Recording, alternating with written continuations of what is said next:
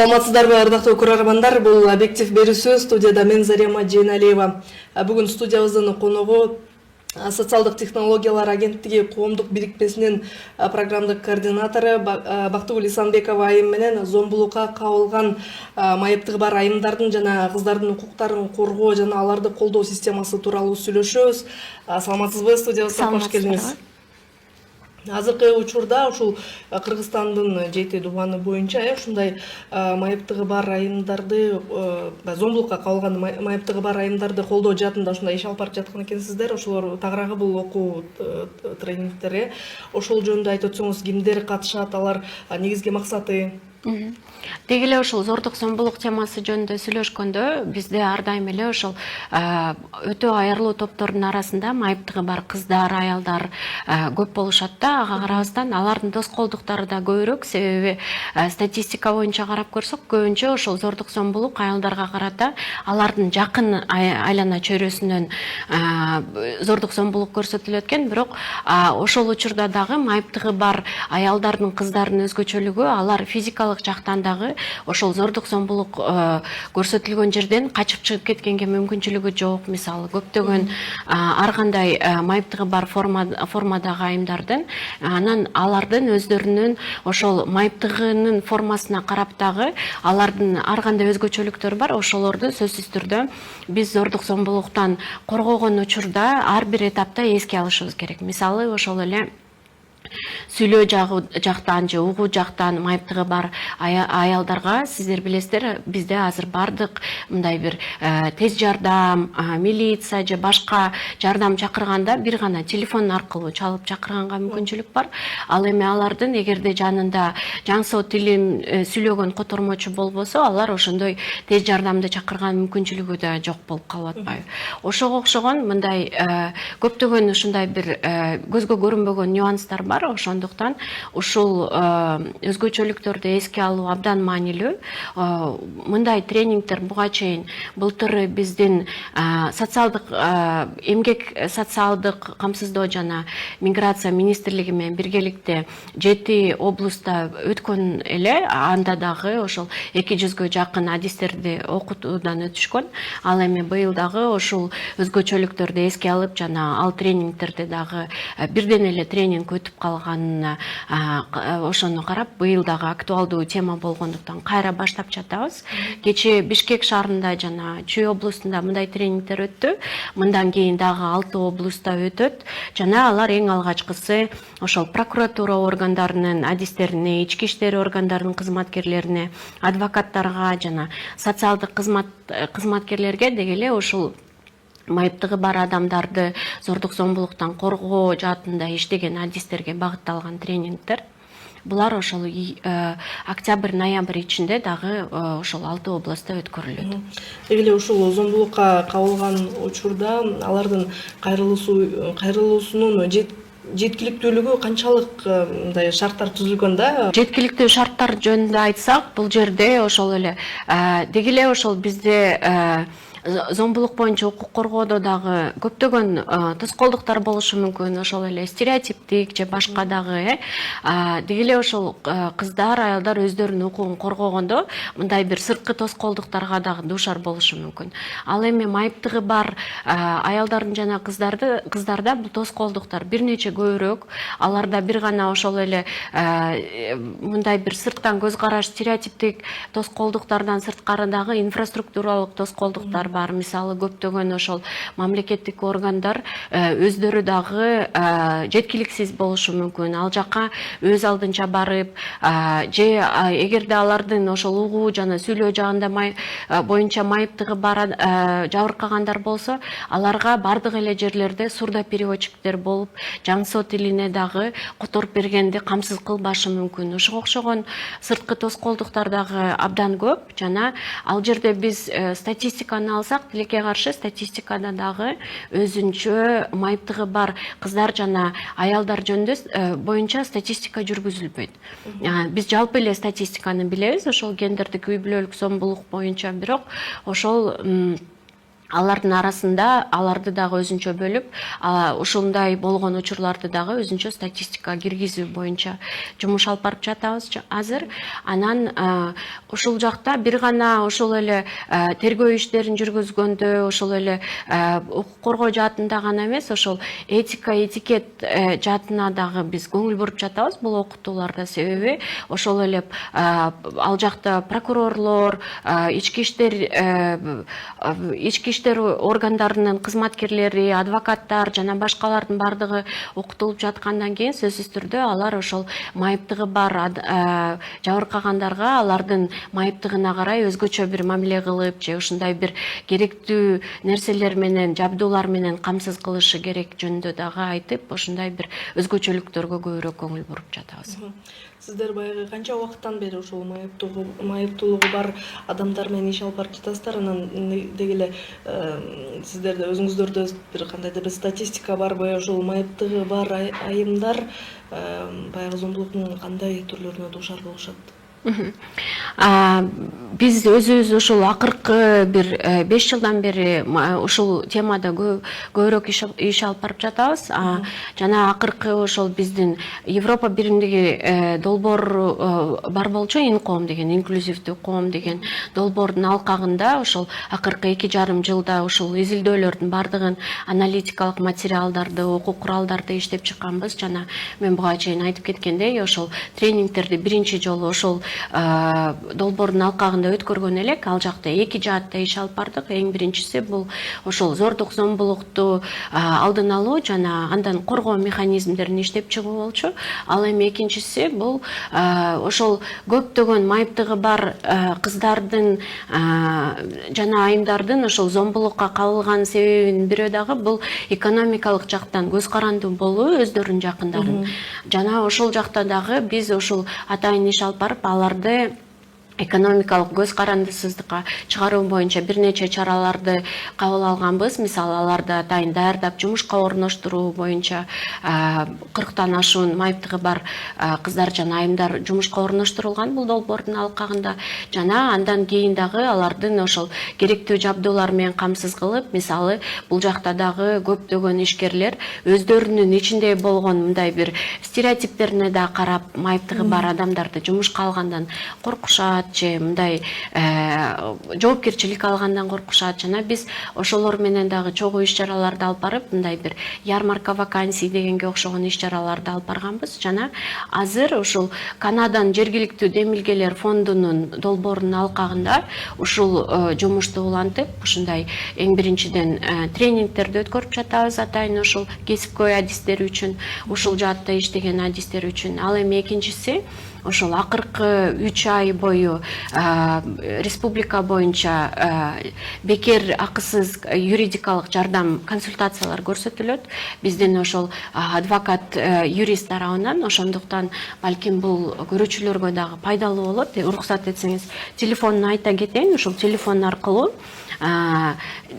WhatsApp аркылуу жазып же телефонго түзмө-түз чалып, кыргыз тилинде, орус тилинде, 2 тилде тең ошол атайын юридикалык консультацияларды алганга, деги эле ошол юридикалык жардам алганга мүмкүнчүлүгү болот. Зордук зомбулуктан жабыркаган жабыркаган жарандар үчүн, ошол майыптыгы бар кыздар жана аялдар үчүн 0706 21 44 74 0706 21 44 74 ушул телефон аркылуу дагы ошол жылдын аягына чейин бекер юридикалык жардам алганга да мүмкүнчүлүк бар.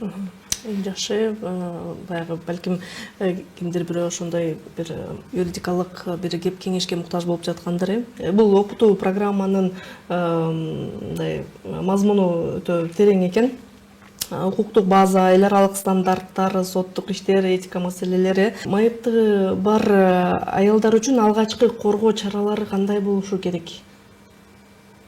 Эң алгачкысы көптөгөн мындай учурлар латенттик түрдө калып кеткенин себеби алар өздөрү дагы ошол биздин мамлекеттик органдарга ишеним көрсөтө беришпейт.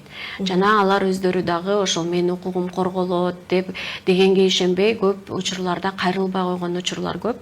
Ошондуктан биз ойлойбуз бул жакта ошол мамлекеттик органдарды гана алардын ишин күчөтүүдөн сырткары биз ошол элдердин арасында дагы маалыматтык кампанияны күчөтүшүбүз керек. Себеби көп учурларда алар өздөрү кайрылбай коет жана азыркы механизм эгерде алар ошол кайрылуу жасаган болсо 24 сааттын ичинде билесиздер, сөзсүз түрдө мамлекеттик органдар тарабынан реакция болуп, алар ошол коргоо ордерин бериши мүмкүн, келип сиздер менен байланышып ошол арыз алып кетиши мүмкүн жана башка дагы ошол юридикалык процесстерди сиздин укугуңузду коргоо боюнча, ошол маселе боюнча процесстерди баштоо үчүн эң биринчиси бул кайрылуу керек. Андан кийин сөзсүз түрдө арыз менен официалдуу кайрылуу керек. Азыркы күндө баягы мамлекеттик органдардын кызматкерлерине менен иш алып баратасыздар да. Бул окутуу тренингге анан ошол майыптуулугу бар адамдар менен дагы түзмө-түз иш алып барасыздарбы? Аларга да ушундай түшүндүрүү иштери жүргүзүлөбү? Биз бир нече жаатта иш алып барып жатабыз. Бул ошол мамлекеттик органдарды ошо кесипкөй адистер менен алып барып жаткан ишибиз бул бир эле багыт. Андан сырткары биз сөзсүз түрдө ошол эң алгачкысы ошол майыптыгы бар аялдар жана кыздардын өздөрү менен дагы иштейбиз. Андан сырткары дагы биз ошол майыптыгы бар адамдардын укугун коргогон көптөгөн абдан активдүү республика боюнча атайын ушундай уюмдар бар.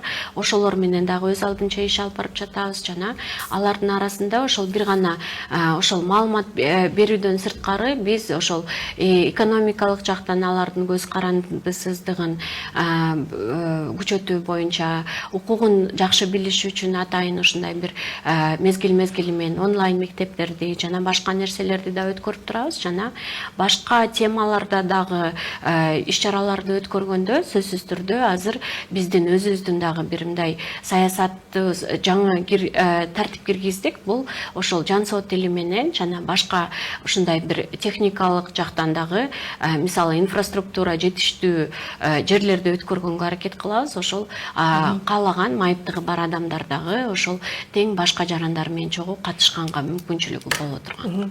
Кайсы бир мекемеге кайрылууда ошол жан соо тили менен баягы аларды түшүндүрүп бере ала турган адистердин жеткиликтүүлүгү канчалык региондордо? Региондордо жетишсиз. Тилекке каршы биздин борбордо деле, шаарда деле жетишсиз. Анан көптөгөн эле көбүнчө ошол бир гана мамлекеттик имараттар эмес, башка имараттарда деле ошол майыптуулугу бар адамдар үчүн жетиштүү болгон инфраструктурасы бар имараттар өтө аз. Бул дагы алар үчүн абдан чоң тоскоолдук жана бул жактан дагы менин оюмча ошол азыр санариптештирилген жол дагы абдан жакшы болуп калды. Себеби көп окутууларды биз мисалы ошол онлайн форматында өткөргөнгө да аракет кылабыз. Себеби кайсыл жерде болбосун жакшы интернет болсо киргенге мүмкүнчүлүк болот, мүмкүнчүлүк түзүлөт. Анан бул жакта дагы ошол көптөгөн бул билим берүү маселесине да келип да калат. Себеби абдан көп майыптыгы бар көбүнчө кыздарды көп окутпай коюшат ата-энеси, алар өздөрү дагы эми баары бир кийин үйдө отурат деп окутпай койгон учурлар көп болот. Тилекке каршы ушундай сырткы факторлор дагы абдан чоң тоскоолдуктарды жаратат. Себеби алар кийин ошол келечекте өздөрүнүн укугун коргогонго ушундай окуулар дагы жеткиликтүү болбой калышы мүмкүн. Ошондуктан мүмкүнчүлүктөн пайдаланып дагы бир жолу ошол ата-энелерге да кайрылып кетким келет. Себеби эң алгачкысы бул ошол билимден башталат жана бизде азыр ошол санариптештирилген коом болгондуктан көп нерселер мисалы бир ошол 10 жыл мурункуга салыштырмалуу абдан эле жеткиликтүү боло баштады. Мисалы көп органдарга ошол кайрылууну деле онлайн жасаганга мүмкүнчүлүктөр түзүлө баштады. Жакшы. Укук коргоо органдарынын жана социалдык кызматкерлердин ишинде баягы конкреттүү көндүмдөрдү калыптандырууга багытталган семинарлар буга чейин дагы өткөн деп айттыңыз, бир жыл мурун өткөргөнбүз деп. Бул өзүнүн кандай жемиштерин берип атат, канчалык эффективдүү болду деп ойлойсуз? Мен оюмча мындай семинарлар тилекке каршы ошол ресурстардын дагы азыраак болгонуна карап биз азыраак өткөрүп жатабыз. Бирден эле өтүп атат. Былтыр да бирден эле семинар өткөн. Мен оюмча мүмкүнчүлүк болсо мындай семинарларды үзгүлтүксүз жана көбүрөөк өткөрүп туруш керек. Себеби бул абдан маанилүү нерсе. Көбүнчө бул нерселерге көңүл бурбай койгондо дагы ошол реалдуу кейстер ишке ашырылганда ошол көптөгөн тоскоолдуктар болуп, ошол биздин жарандардын жашоосуна дагы таасир этип, маанилүү болуп калышы мүмкүн. Ошол адистерден көп нерсе көз каранды. Жана бул жакта дагы мисалы деги эле ошол сиз өзүңүз деле билсеңиз керек, айымдар ошол гендердик зомбулукка кабылганда алардын арызын кабыл албай, кайра ошол зомбулук көрсөткөн жакындарын чакырып салып берип койгон учурлар көп. Деги эле ошол кесипкөй адистер менен иштегенде мындай бир сезимталдуулук маселеси абдан маанилүү деп айтабыз. Ал эми майыптыгы бар адамдар болгондо аларга бул маселелердин маанилүүлүгү эки эсе көбөйүп кетет менин оюмча. Ошондуктан сөзсүз түрдө ошол биз көбүнчө ушул окутууларда дагы алардын сезимталдуулугун күчөтүүгө да көбүрөөк маани беребиз. Анан окууда бир гана теория бере бербей, атайын бир ушундай бир практикалык интерактивдүү көнүгүүлөр аркылуу дагы ошол маселелерди жеткиргенге аракет кылабыз. Мисалы ошолордун арасында дагы алардын ошол майыптыгы бар жабыркаган жарандардын ордуна өздөрүн коюп, бир этаптардан өтүп, ушундай бир симуляцияланган кейстерди чечкенге мүмкүнчүлүктөрү болот. Анан семинардан кийинки кечеги жыйынтыктар боюнча айтсак, абдан көп адистер, катышуучулар ошол биз буга чейин эч качан мындай деп ойлобоптурбуз, ушул маселеге көңүл бурбаптырбыз, көрсө мындан көп өзгөчөлүктөр бар турбайбы, кийинки жумушумда сөзсүз түрдө ушуларды колдонушум керек экен деп, анан материалдарды сурап, анан мындай тренингтерди башка биздин ошол мекемедеги адистерге да өтүп койсоңор жакшы болот эле деген кайрылуулар көп болду. Тренерлер жөнүндө айтып өтсөңүз. Тренерлер, окутуучулар абдан кесипкөй окутуучулар. Булар мен оюмча таанымал юристтер жана эксперттер. Кыргызстандагы Чынара Мусабекова, ал жогорку соттун алдындагы сот адилеттиги боюнча атайын мектептин окутуучусу болуп иштейт, лектор болуп иштейт жана ушундай тренингтерди өтөт. Ал эми экинчи тренер бул Махабат Бекишева, ал Бишкек шаардык соттун судьясы. Жана ошол Зульфия Турумбекова, гендердик эксперт, ал дагы Кыргыз аялдар судья аялдар ассоциациясынын мүчөсү. Жана ошол көп жылдан бери ушул маселелердин үстүндө иштеп келген практикалык тажрыйбасы бар тренерлер. Мен оюмча азырынча натыйжалуулукту мындай айтыш кыйын, бирок ошол бул нерсенин бардыгы ошол келечекке натыйжалуулугу абдан эле таасир этет деп ойлойм. Жана ошол эле жабыркаган бир нече адамга дагы ушундай кесипкөй адистер инклюзивдүү бир мамиле кылып, анан алар ошол жакшы натыйжалуу чечип берсе, бул дагы чоң ийгилик деп эсептейбиз биз. Биздин көрөрмандарга кандай кайрылууңуз бар? Деги эле ошол канткенде биздин коом ошол мүмкүнчүлүгү чектелген жарандарга карата баягы кош көңүл мамиле кылбай калат. Мен оюмча ошол кош көңүл мамиле кылбоонун эң алгачкы, эң биринчи маанилүү нерсеси бул сөзсүз түрдө биз майыптуулугу бар адамдарга өзгөчө мамиле кылбашыбыз керек. Биз аларга ошол мындай теңдик мүмкүнчүлүгүн түзүп, аларга бардык жакка жеткиликтүүлүктү камсыздашыбыз керек. Жана кадимкидей эле биздей эле мамиле кылып, максималдуу бардык коомдун бардык тармактарына интеграциялашыбыз керек. Мисалы ошол эле кош көңүлдүктүн эң биринчиси карап көрсөңүздөр кичинекей балдарда аларга көбү ошол мектепке башка балдар менен тең барганга мүмкүнчүлүк түзүшүбүз керек. Себеби ошол инфраструктуралык маселелер болгондуктан дагы алар байкуштар көбүнчө үйдө отурганга аргасыз болушат дагы. Ошол кичинекейинен ушундай интеграция болбогондуктан кийин дагы ошол биздин балдарыбыз кичинекейинен майыптыгы бар балдар менен чогуу чоңойбой, алардын өзгөчөлүктөрүн, алардын кандай экенин билбей, кооптонуу мамиле кыла башташат.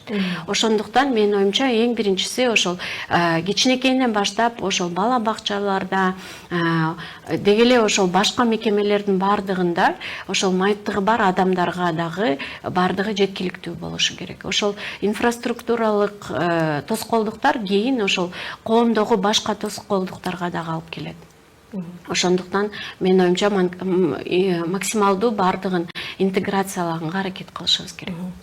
Жакшы, акыркы сурообуз ошол тренерлер жөнүндө айтып өтсөңүз, кимдер? Тренерлер, окутуучулар абдан кесипкөй окутуучулар. Булар менин оюмча таанымал юристтер жана эксперттер. Кыргызстандагы Чынара Мусабекова, ал жогорку соттун алдындагы сот адилеттиги боюнча атайын мектептин окутуучусу болуп иштейт, лектор болуп иштейт жана ушундай тренингтерди өтөт. Ал эми экинчи тренер бул Махабат Бекишева, ал Бишкек шаардык соттун судьясы, жана ошол Зульфия Турумбекова, гендердик эксперт, ал дагы Кыргыз аялдар судья аялдар ассоциациясынын мүчөсү, жана ошол көп жылдан бери ушул маселелердин үстүндө иштеп келген практикалык тажрыйбасы бар тренерлер. Маегиңиз үчүн ыраазычылык билдиребиз. Ошону менен көрсөтүүбүздү жыйынтыктайбыз. Бүгүнкү студиябыздын коногу социалдык технологиялар агенттиги коомдук бирикмесинин программдык координатору Бактыгүл Исанбекова болду. Эле кийинки көрсөтүүдөн көрүшкөнчө аман туруңуздар, саламатта калыңыздар.